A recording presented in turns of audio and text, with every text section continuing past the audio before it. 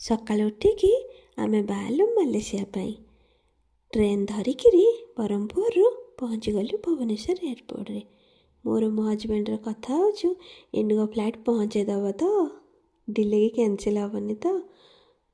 ଇଣ୍ଡିଗୋରେ check in କରିକିରି ଆମେ ଧରିଲୁ ଇଣ୍ଡିଗୋର bus ଧରିକି ବସ୍ ଭିତରକୁ ଯାଇକି ଭିଡ଼ିଓ ନେଇକି ବସ୍ ଭିତରେ ଆମେ ପହଞ୍ଚିଗଲୁ ଏରୋପ୍ଲେନ୍ ପାଖରେ। ଏରୋପ୍ଲେନ୍ ପାଖରେ ଦେଖିକି ମୁଁ ମୋ ହଜବେଣ୍ଡକୁ କହୁଛି, କର ଭିଡ଼ିଓ ଟିକେ ତ କର ମୋର। କୋଲକାତାରେ ପହଞ୍ଚିକି ଆମେ ଧରିଲୁ ସିଙ୍ଗାପୁର ଏୟାରଲାଇନ୍ସ ପରେ ଆମେ ଧରିଲୁ ମାଲେସିଆ ଏୟାରଲାଇନ୍ସ। ସକାଳୁ ଗୋଟେ ଗରମ ଚାହା ଧରିକି ଆକାଶର ଦୃଶ୍ୟ ଦେଖିକି ଗରମ ଚାହା ପିଇବାର ଆନନ୍ଦ ବହୁତ ଥାଏ। ହେଇକି ଆମେ ପହଞ୍ଚିଗଲୁ ମାଲେସିଆରେ।